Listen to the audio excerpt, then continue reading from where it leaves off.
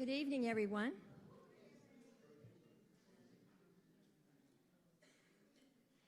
Thank you so much for being with us tonight for the Society's Spring Lecture. It's always a treat when we can present a lecture about a local place, event, or person. Though Vara Majette was not born in coastal Georgia, she lived here for many years. In fact, her former residence, which still stands, was just a few houses down the beach from the keeper's dwelling and lighthouse. In the 1980s, the Society was fortunate to receive an important collection of Ms. Majette's paintings, generously donated by her daughter, Virginia. Vara Majette had taken an interest in painting late in life after pursuing many other vocations, social work, the law, novel writing. And these works, these paintings, were inspired by her fascination with the history of her adopted home. I hope many of you were able to stop by the boardroom and see the paintings relevant to tonight's lecture. If not, please take a moment to view them after the lecture. Tonight we are fortunate to have with us a scholar who has carefully studied Vara Majette's life and accomplishments. In fact, Leslie Dunlap wrote the significant chapter on Majette's life for the second volume of Georgia Women, Their Lives and Times, published by the University of Georgia Press. Dr. Dunlap is continuing professor of history at Willamette University in Salem, Oregon, where she is also chair of the Women's and Gender Studies program. She received her BA in American Studies from Carleton College and her PhD in history from Northwestern. She's written widely on women's history and social movements and has received numerous awards and grants, including a Faculty Council Award for Merit in Teaching. Leslie has also been involved in public history projects, one being a monthly panel, History in the News, at the Willamette Heritage Center, which she co-organized and moderated. Leslie's talk tonight will be followed by a dramatic reading by Vara Majette's great-granddaughter, Susan Murphy, after which Leslie will answer questions. Susan, I want to thank you and your family members for joining us tonight. Thank you, Leslie, for making the transcontinental trip to St. Simon's Island. We look forward to hearing about one of the many interests of Vara Majette.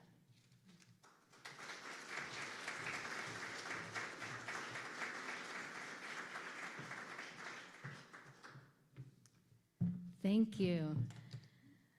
So today's talk is about Vara Majette's vision of Indigenous history.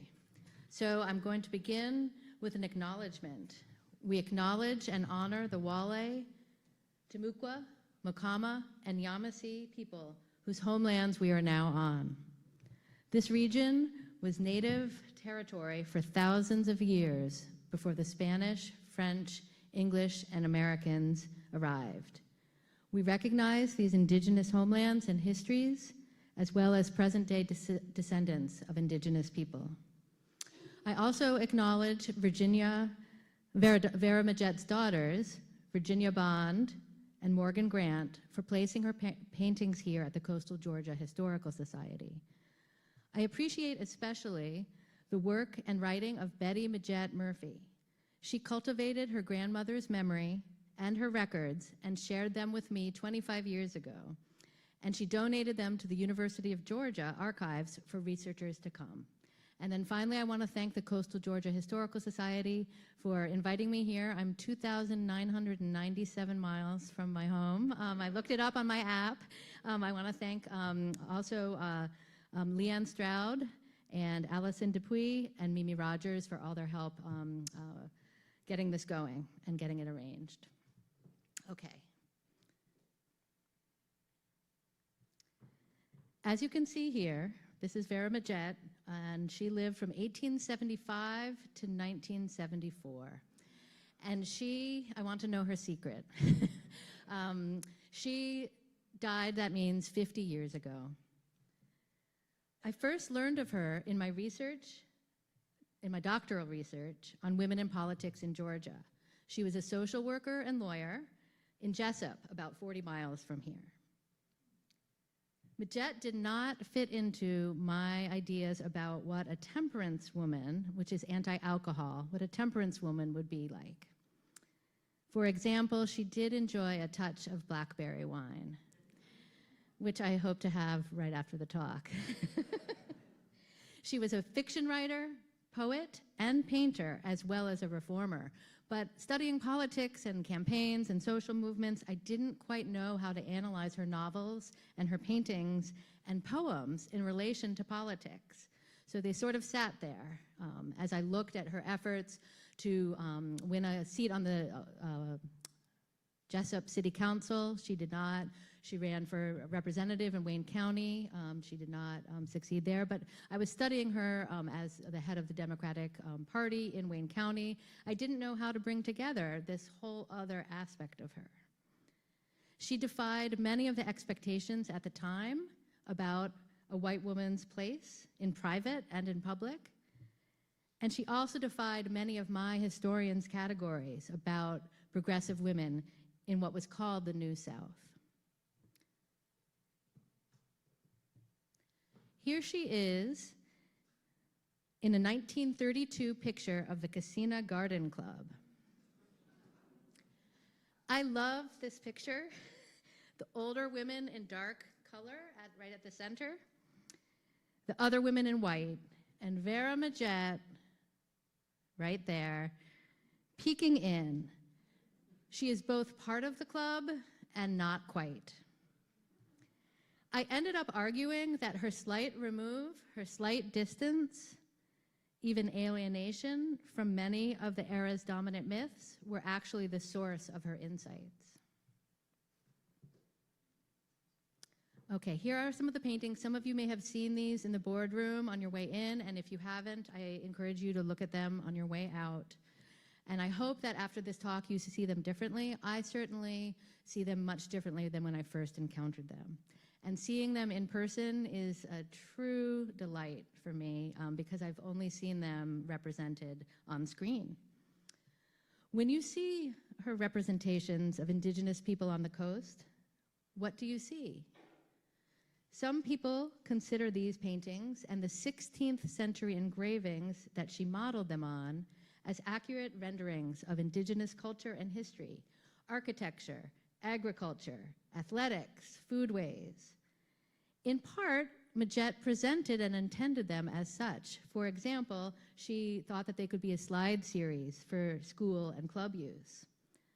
Other viewers frame the paintings as whimsical folk art in the mode of Grandma Moses, who became famous for her idyllic scenes of rural Vermont right when Majette started painting. And in fact, in 1950, there was a documentary on Grandma Moses that has now been bumped up on my Netflix queue. After a deep, deep dive into Majette's historical methods and imaginative process for this talk, I view the paintings entirely different than when I first encountered them. I see the effects of a 20th century revolution in ideas about gender and culture that led Majette to represent Native people and this place more interestingly and intimately and more accurately in some respects than the 16th century originals.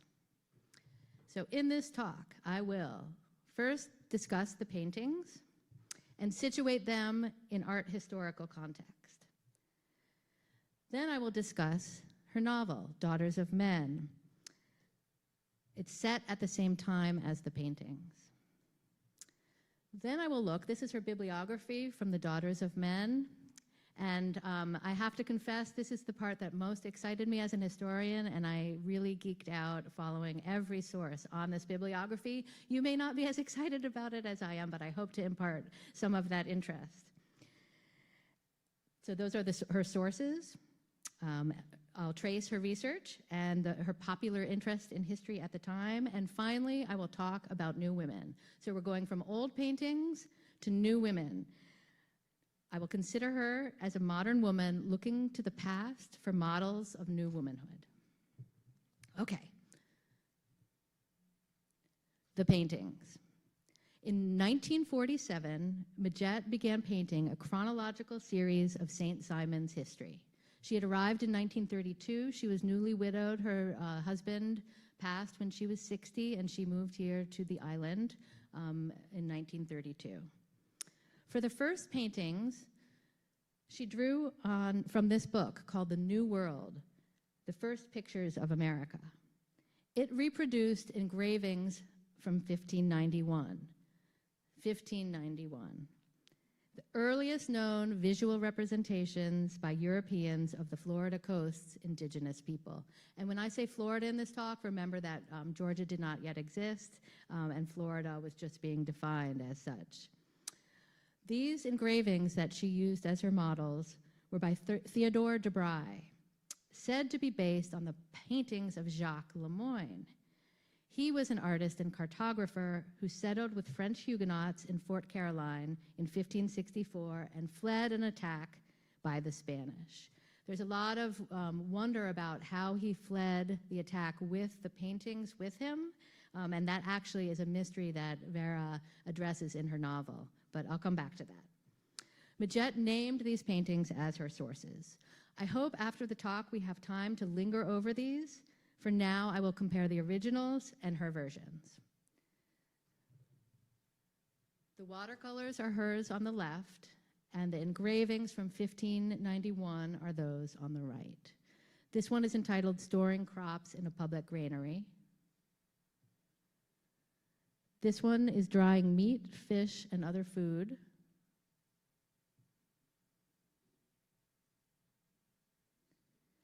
A fortified village.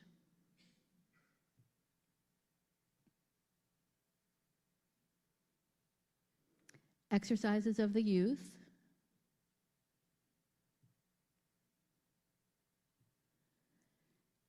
How they build boats.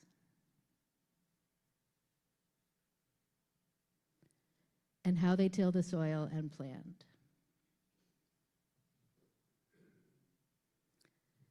Four years after learning to paint, remember she began these in 1947, Majette exhibited her watercolors.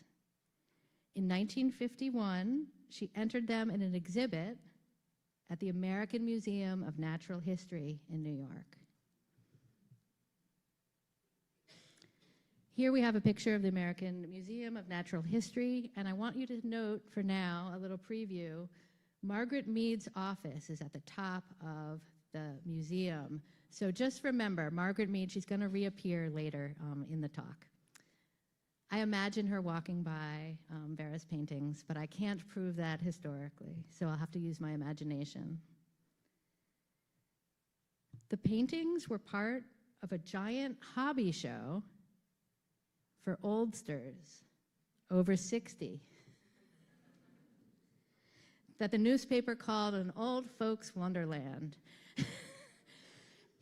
That's 1950. And I should tell you, one of the rabbit holes that I went down was looking at all the art made by the various people, including some sculptures made by a prominent American gynecologist that were also displayed at the American Medical Association. So I've gone down a rabbit hole in terms of what art was being produced by older folks.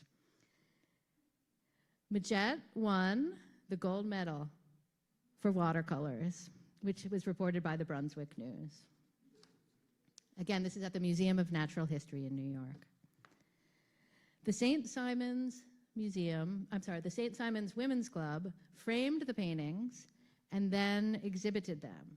And they've been shown locally over the years, from the St. Simon's Bank in 1959, all the way to Elegant Living in 2019. They were a centerpiece of what began as the Lighthouse Museum and are now a core collection here at the Coastal Georgia Historical Society. If the 16th century originals seem familiar, that's because they are not only the first European images of the Timucua, but they are also the most ubiquitous. They appear in school curricula, museum exhibits, and scholars' PowerPoint presentations more than 400 years after their first publication. Until quite recently, scholars presented the images as firsthand from the eyewitness account and drawings of Jacques Lemoyne. They are still used today to teach about the coastal Timucuans. If you Google Timucua images, these will come up. And also they're on the Wikipedia page. If you Google Timucua, these images come up. It turns out that these images were filtered, embellished, and some elements fabricated from the beginning. Everything depicted in them, whether deerskin hunting, disguises, canoes, or headdresses, should be questioned, says the longtime archaeological curator of Florida's Museum of Cultural History. I want to be clear, this does not mean disregarding the original images.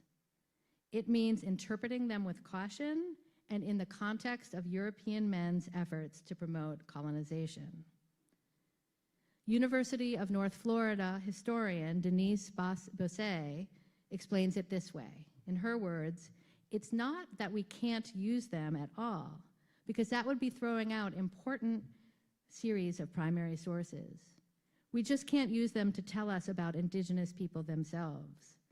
We can use them to understand what Europeans were projecting, their mental world, what this tells us about their expectations, and what they are trying to achieve through these images.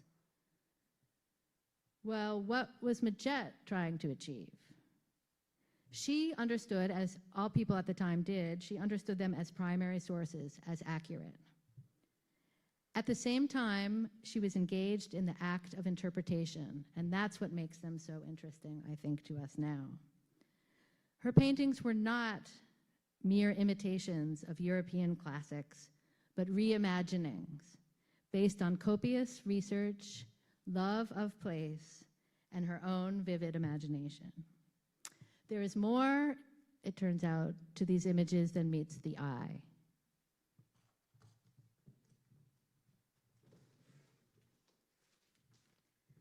There is a 416-page novel, a story behind them.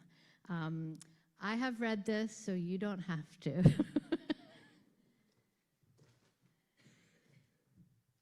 If we put the novel and the paintings together, it changes them both.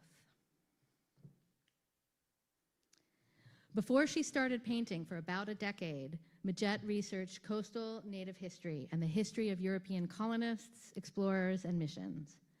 This research was the backbone of her novel, Daughters of Men. This is the title page.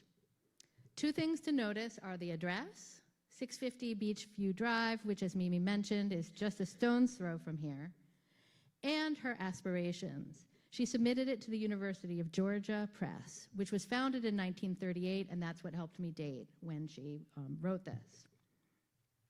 This manuscript is now held at the University of Georgia Archives.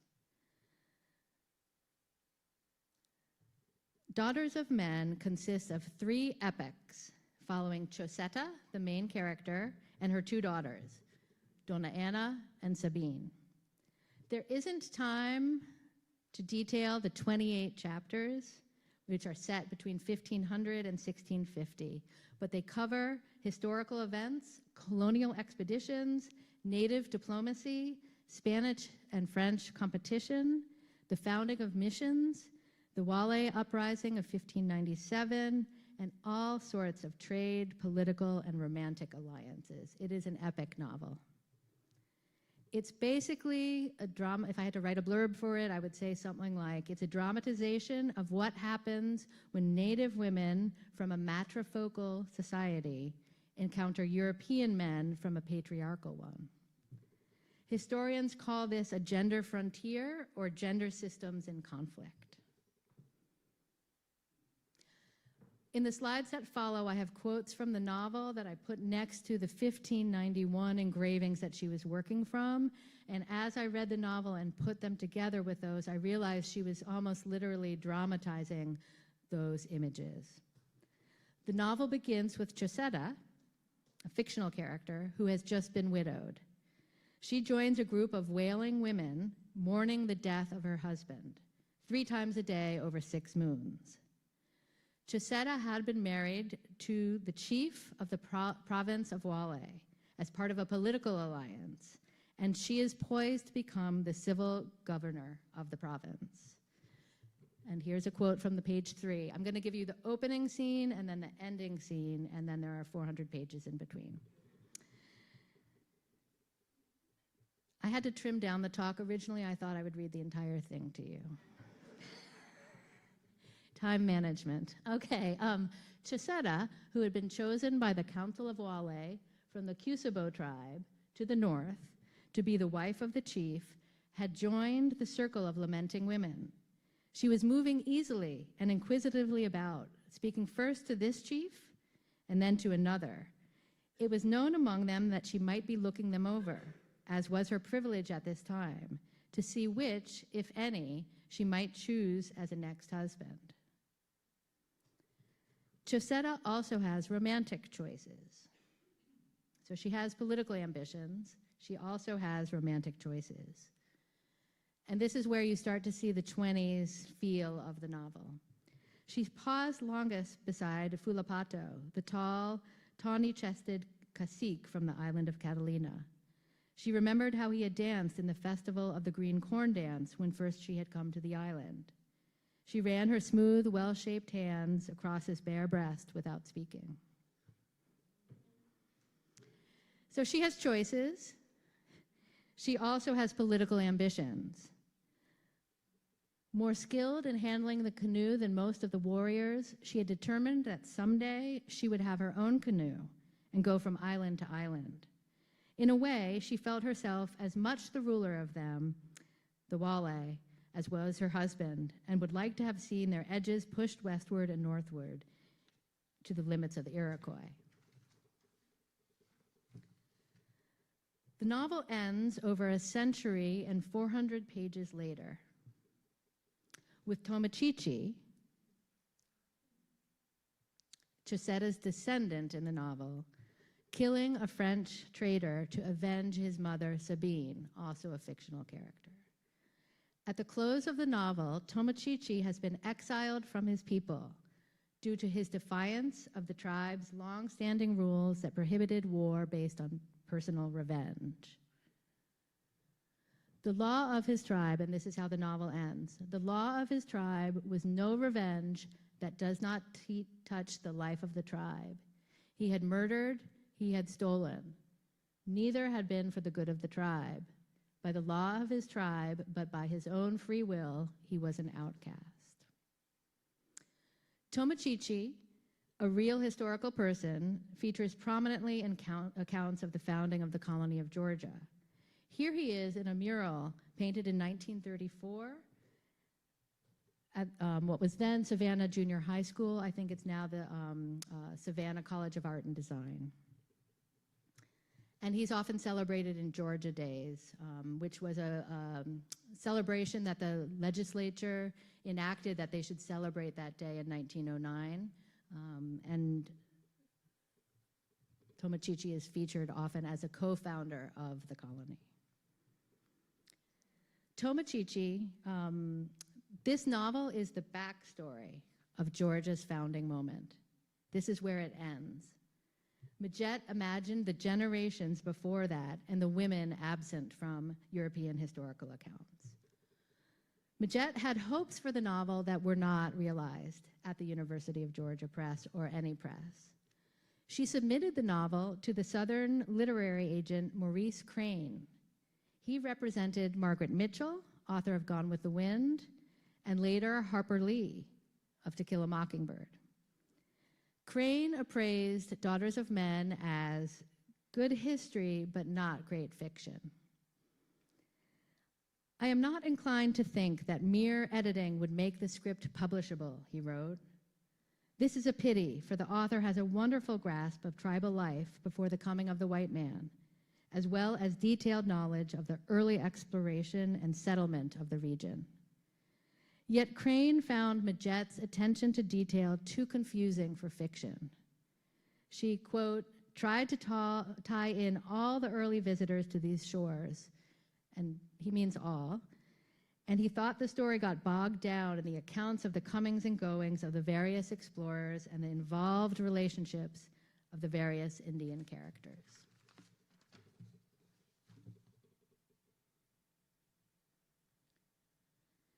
Crane was correct about the diligence and depth of Majette's research. These were the sources she included at the end of her novel. I consulted almost every source in this bibliography since this is not the area that I specialize in, and I will spare you the details. My takeaway was the range of texts Majette engaged, primary sources from the 15th and 16th century, the 15 and 1600s, academic histories, popular historical accounts, and public projects. As in her paintings, Majette relied on, but significantly reinterpreted, sources by and about European men. Majette's bibliography contained translated first-hand accounts by conquistadors, officials, and missionaries, including the Spanish, Ponce de Leon, Hernando de Soto, and Pedro Menendez, and the French, including Jacques Ribot, Jacques Lemoyne, and René de Laudonnière. This was a who's who of 16th century Spanish and French men, all bearded, she noticed in her novel. For characterizations of these men, Majette pulled from biographies in an American Heroes series for young boys. The author of these also penned popular 19th century adventure books for boys, juvenile travelogues called the Knockabout Boys, or the Knockabout Club, in which knockabout boys went in search of treasure and adventure in exotic places. Majette was processing histories of boyish and manly explorers and adventurers, but reading them at a different angle. For her accounts of the indigenous daughters in the title, Majette had little material to go on and less than a handful of stories. Majette joined and cited women historians in her orbit. Brunswick's Mary Ross. Some of you may know the Mary Ross Waterfront Park in Brunswick. I love the title of Ross's book, which is called The Debatable Land. And also Jacksonville's Corvita Daggett Corse, who later became the WPA director, or the director of the WPA in Florida, and Jeanette Thurber Connor, who translated many of these Spanish language sources from the originals. These were women historians breaking into the professional field. They were women historians, but there were no historians of women in her sources.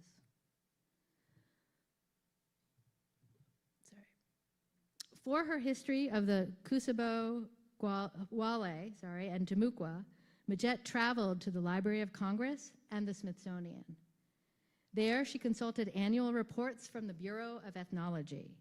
For example, she pored over Smithsonian anthropologist, linguist, and folklorist John Swanton's meticulous early history of the Creek history and their neighbors, and his creation myths and legends of the Creek Indians, and this all gets filtered into the novel. She pulled native language and phrases from his text into the novel, and so, in other words, was trying to teach herself Muskogee, Timucua, and Wale. The text also contains Spanish and French language, so it's a multilingual novel.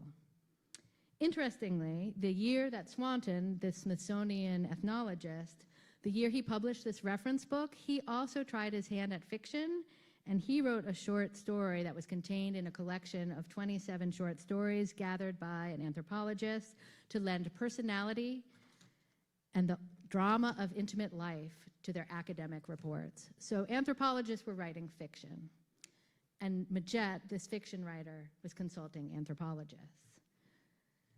Majette also scrutinized maps, including this one by Lydia Parrish, with whom some of you may be familiar. She's sometimes known as Mrs. Maxfield Parrish, the artist. Majette was not just buried in books, which I'm sometimes jealous about because I was buried in books doing this. She looked around her. She was part of a groundswell of historical projects in the 1930s to remember and recover the past. New Deal projects included murals, museums, theaters, oral histories, and collected folk songs.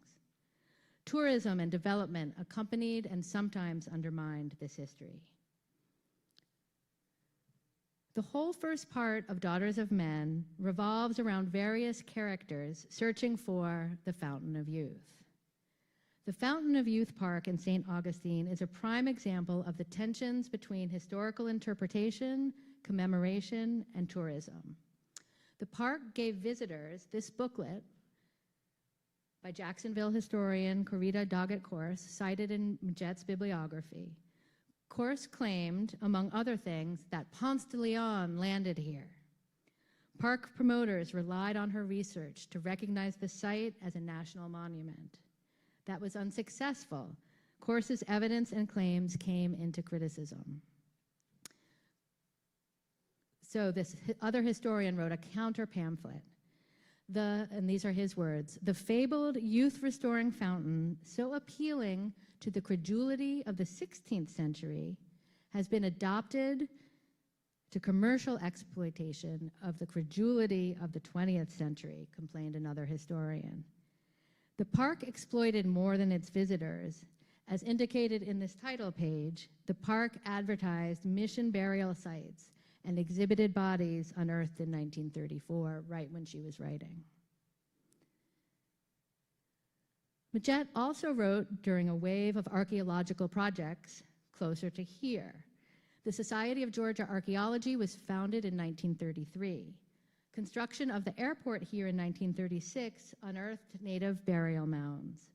The Smithsonian sent investigators, and the New Deal Works Progress Administration sponsored 2 years of excavations on St. Simon's and vicinity by archaeologist Preston Holder, pictured here.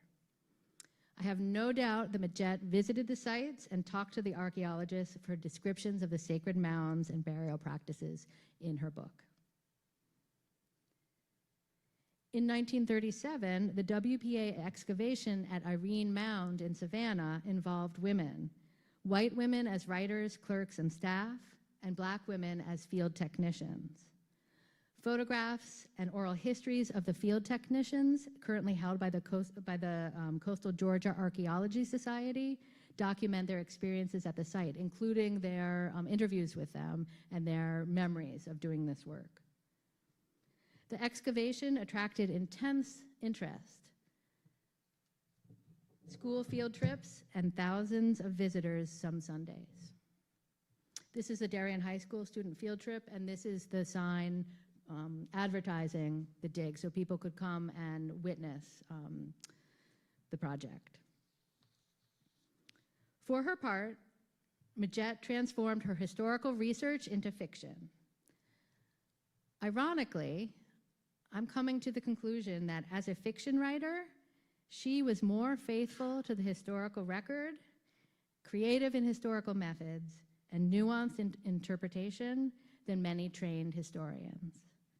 Looking at the bibliography, though, what stands out are not the ways in which she replicated the record, but her signature departures from it. Okay, from old paintings to new women. Editor Crane liked the history. Majette's daughter, Morgan, preferred the less historical aspects. Morgan recommended revisions, and these are her recommended revisions. Play up the sex, call it a hank of hair, and concentrate on daughters of men. Morgan was right. The two main themes in the novel are politics and sex. I'll start with politics. This is the Georgia Bar Association in 1930. There you can see Majette again peeking in, part of the club, but not quite. She was the secretary and PR director of the Bar Association, so that this is in the newspaper in the Atlanta Constitution is probably due to her efforts. As a social worker and lawyer, she had taken on some of the most powerful men in her county. For example, she represented a client in a woman's malpractice suit against a prominent doctor all the way to the Georgia Supreme Court. And she investigated and testified against local law enforcement officials charged with a lynching, all the way to the US Congress. She was a critic of powerful men's abuse of power, and she brought this perspective to her novel, Daughters of Men. Majette presents Native women as powerful agents and negotiators of change. In the novel, Chisetta, recall the first character, is a master political strategist. from her decision to lead Ponce de Leon away from the Fountain of Youth, though she bathes in it, to her calculations as the civil governor of Wale. For example, Cheseda explains alliances this way.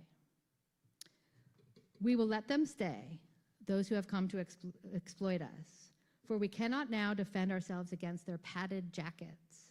She's referring to armor. They will give us gifts. We will promise what they ask, but we will not love them, nor in our hearts be subject to them, nor give them corn from our corn houses. They shall earn what they eat by clearing new cornfields for us, which we shall later repossess. But now we will promise, watch, and wait. Majette knew from her research that Southeastern tribes were matrilineal and matrilocal. In her words, names and inheritance came down on the mother's side. This translated into public and household authority. Native women had rights, including whom to marry, if to marry, and rights to unmarry unsatisfactory men. 16th century Europeans found this unsettling.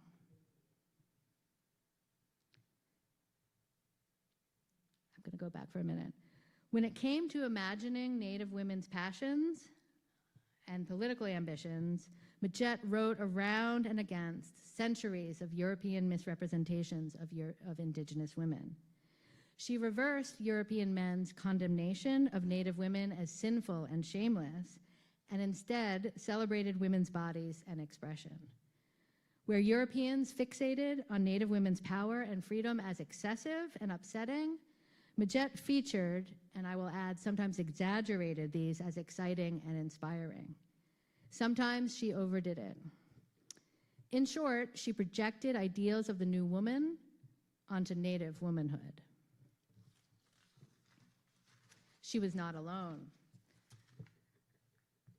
New women of the 1920s, including Majette, went to the movies, which shaped their historical and romantic imaginations. In 1924, the Strand Theater in Jessup opened, where Majette may have seen this 1926 film called Moana, one of the earliest documentary features. It also played in Brunswick and Savannah. I know because I checked the movie listings for 1926. Its director had made Nanook of the North, and this film became known as Nanook of the South, featuring daily life in Samoa, the Pacific Islands. It's now known as a docu-fiction because the documentary maker staged much of it. As Morgan realized when she said to play up the sex in the novel, many women readers at the time turned to novels for history and romance.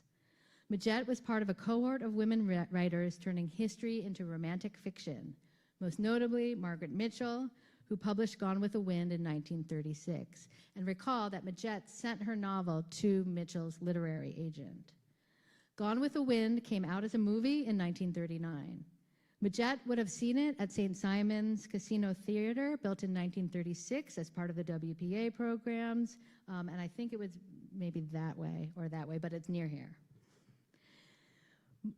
More Americans learn about the Civil War from Margaret Mitchell's Gone with the Wind than any other single author, historians say, about its popularity. Yet the novel is very much a book of the 1920s. It spoke to the ambitions and fantasies of white new women of the 1920s. And in the words of historian Jacqueline Dowd Hall, these were women, the readers, who wanted to have it all: sex and work, wild nights and respectability, marriage and careers. In the 1930s, the WPA commissioned anthropologist and Floridian Zora Neale Hurston to document Black life, history, and culture in the turpentine camps of Florida. Majette had spent a decade living on a turpentine camp in Georgia. She and Hurston had that setting in common. Hurston turned her ethnographic research into a coming-of-age novel, Their Eyes Were Watching God, in 1937, right as Majette was writing. While I can't say that Majette read it, I can say that Majette was not alone in writing about women's spiritual and sensual awakenings and the constraints of the time on that expression. Native scholar Raina Green has identified colonial and romantic fascination with Native women as a Pocahontas perplex, in which Europeans from DeBry to Disney presented Native women welcoming Europeans with open arms.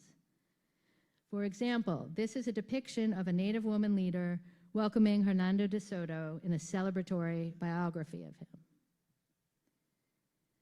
For example, a 1928 Daughters of the American Revolution history of Coweta County claimed, and this is their claim, Indian women loved the white men because they treated them with respect and chivalry, end quote. Majette told a far more complicated story. Majette did not emphasize or overemphasize Native women's friendliness to Europeans or love. Her characters express a wide range of emotions about men: wariness, surprise, contempt, interest, desire, delight, and sometimes no emotion whatsoever. Chauceta was a zestful lover of life, in the words of the novel, who expresses her sensuality and desires fully and loudly. She wears her heart on her sleeve. She is not an open book. A major plot line is that she avails herself of the fountain of youth, but does not share it with Ponce de Leon and his men. Donna Anna, the middle character, her first daughter, is more reserved, but no less strategic. She ultimately becomes a nun and then unbecomes a nun and is a complicated navigator of spiritual and religious and personal alliances. Here's a quote about her desires. She had no words for translating what she desired into Spanish. If it could have been translated, it would have been only an expression of trying to escape that which heretofore had so baffled and disappointed her: the pain of love, the consuming of passion, the futility and submission to force. Her desire is for peace. Sabine is quiet. She rarely talks, but not submissive. Quote, seldom did her heavy-lidded eyes light up with a vestige of emotion. Their challenge was in their very opaqueness. There was something imperturbable, inevitable in her slow quietness, a deep rooting through Chauceta and the tribes back of her that could never be overcome by force. Her ultimate desire is to tend her garden. It was her garden, this is from the novel, her orchard, the labor of her love that was going to waste. She had loved no man. She had loved the garden, the vineyard, and the orchards only. They were hers. She had stayed by them in the face of death. She would have them again. She heard only that phrase pounding in her head: I will have them again. In short, the women in the novel are not myths, but complicated women with complicated, often confused psyches, personalities, and relationships, and with a range of strategies of resistance. Majette exposes certain men's use of sexual force as part of colonization and Native women's vulnerability, but she also explored Native women's own sexual agency. She based this on research.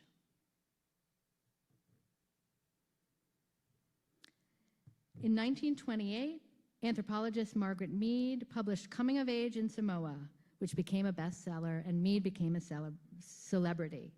She argued that teenage girls there were safe and free to explore and express their sexuality, which Mead contrasted to restrictive American attitudes, and this became a bestseller.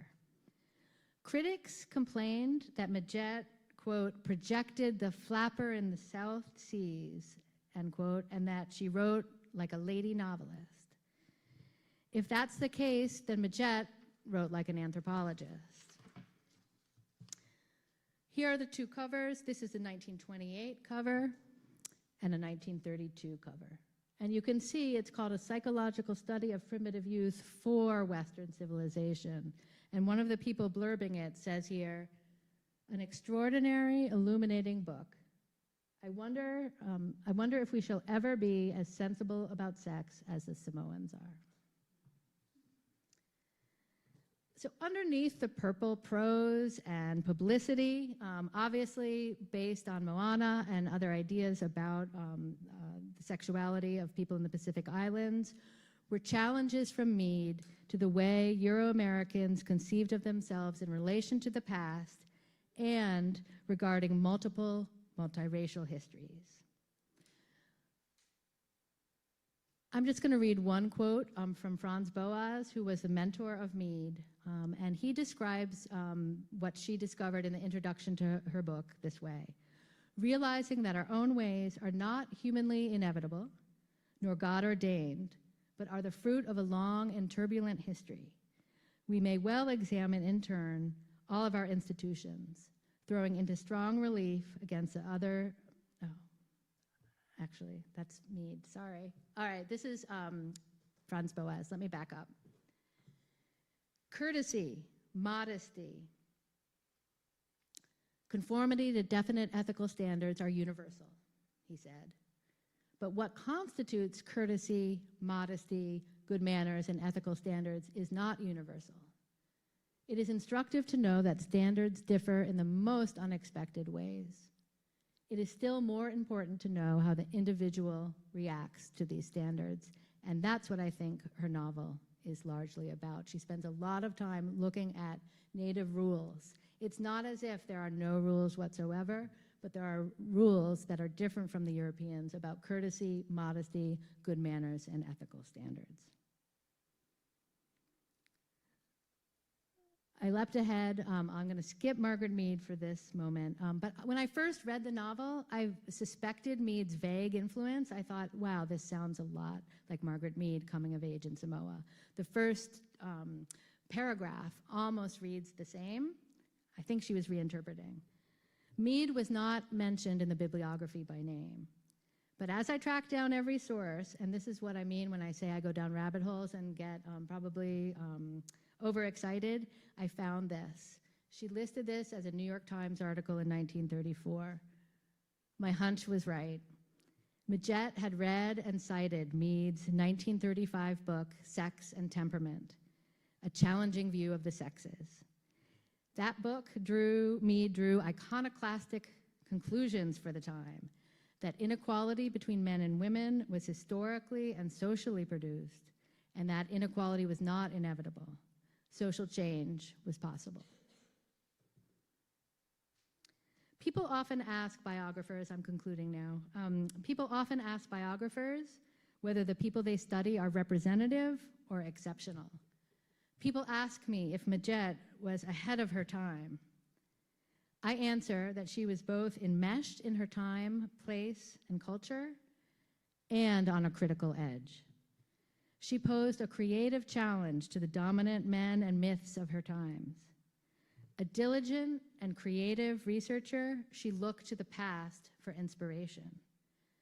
She could also look to the future for inspiration and the embodiment of her artistic ambitions. Tonight, we have the honor of her great-granddaughter, Susan Majette Murphy. Susan is an aerial artist, movement educator, and founder of the celebrated and beloved Canopy Studios in Athens, together with her husband, Don. Next month, Canopy presents an aerial dance celebration of the landscapes of Georgia called A Sense of Place. Susan is a winner of a Georgia Governor's Award in the Arts and Humanities. Tonight, she performs I Dance.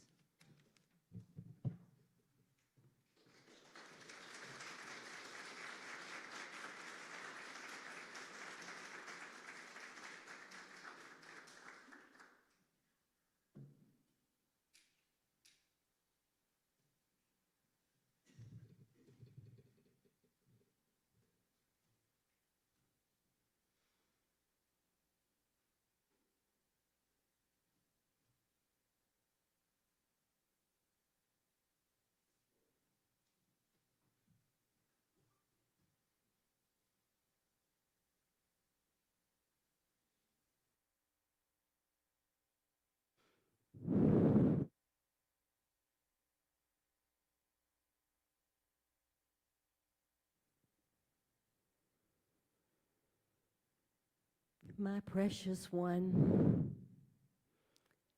dearest, darling girl, my dearest Susan. Through the years, Grandmama always began each of her many letters to me with those endearments. Can you imagine? Her love was all-embracing and unadorned. Every day she blew through her whole reserve.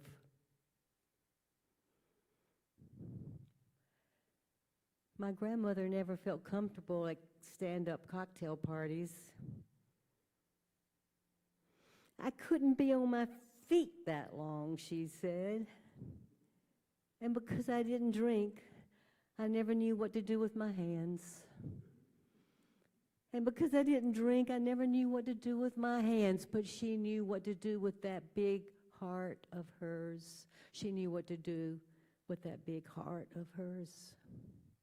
Her love flowed out of her, an artesian well of life-giving waters. An artesian well of life-giving waters. Grandmama.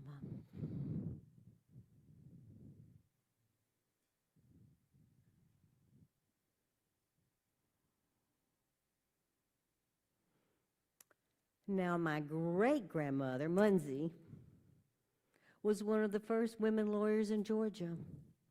She was one of the first civil rights lawyers in the South. Munsey would say to me, "Don't just feel. Put your feet to the fire with all those feelings. Put your feet to the fire with all those feelings and follow your heart. Follow your heart. You'll suffer either way."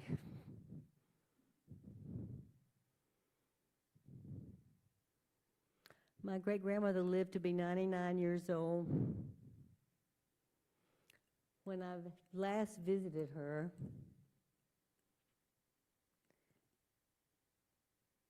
she said to me, "I've lived a very long life, and I hope I have been of service. I hope I've been of service. I'm ready for the last sunset. I'm ready for the last sunset."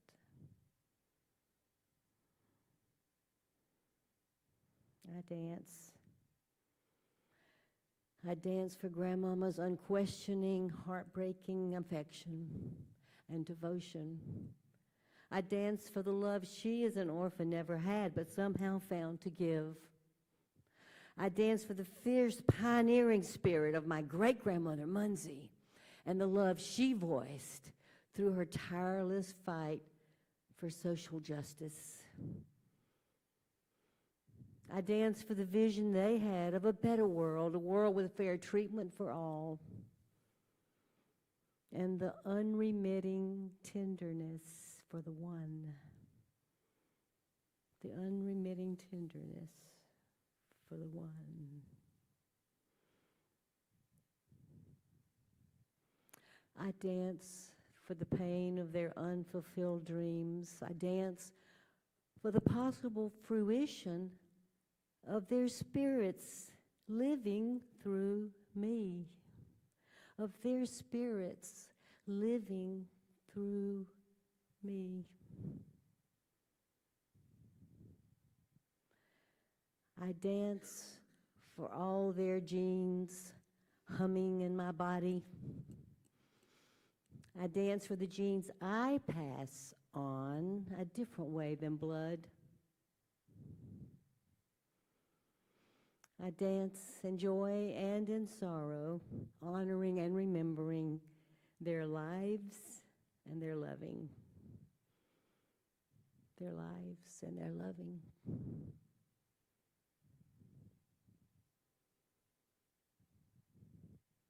I dance. I dance believing in a better world.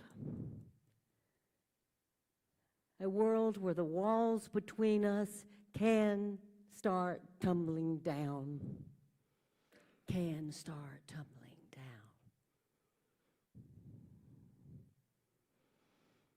I dance for the possibility that our hearts can open to love, compassion, kindness, fierce forgiveness, justice, love.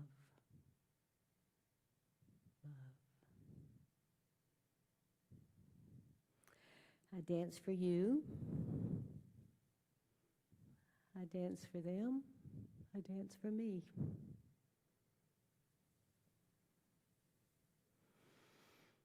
I dance.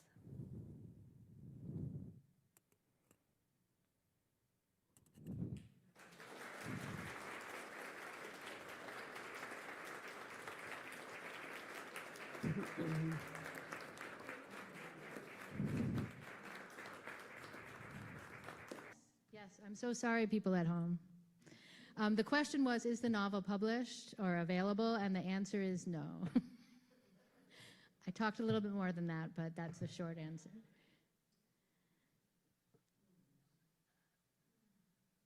Other questions? She is buried in Christ Church, and I can't tell you exactly where. I've been there once, but yes, she's in the burial place there. Yeah.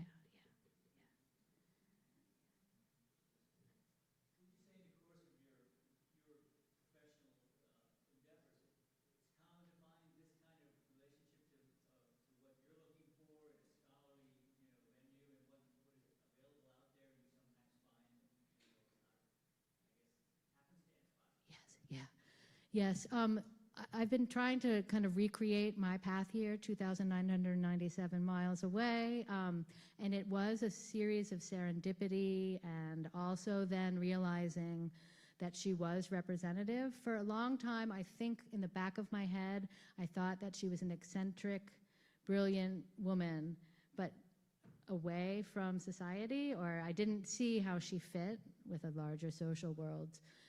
And now, as a result of this project, I see that she was at the cross currents of ideas, and that St. Simon's itself was in the middle of all these people thinking together and thinking about how to remember the past and how to create public history as well as academic history. So for me, the research itself has helped me learn her.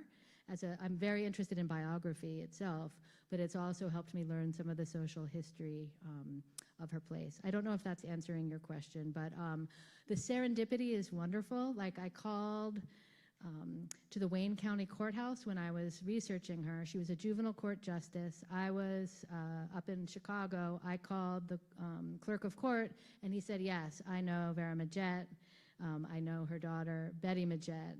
Murphy, and so some of the serendipity, that's what makes it so exciting to me, to land on things.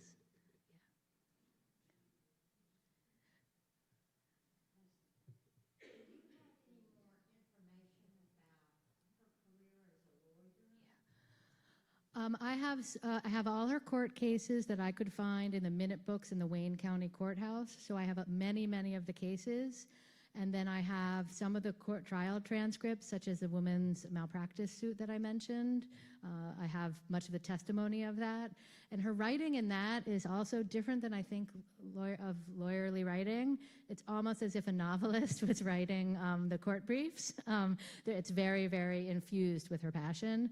So for me, something that's been interesting is looking at the way she wrote editorials. She wrote social work reports. She wrote legal briefs, she wrote novels, she wrote poems, she painted, and seeing the multiple discourses that she was engaged with is interesting to me. But I've followed the court cases a bit. Ironically, she was a temperance woman, but many of her clients were accused of violating prohibition. So she did a lot of defense of people for liquor offenses and so on. And so you can follow those records in the court record books.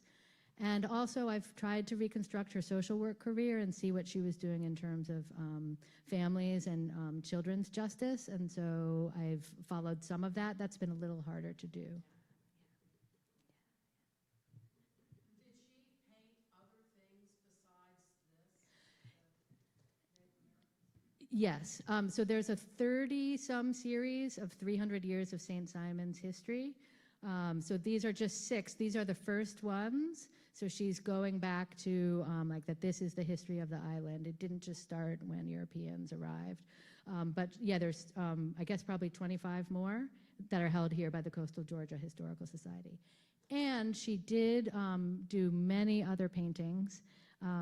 I saw some on eBay once, but it wasn't fast enough.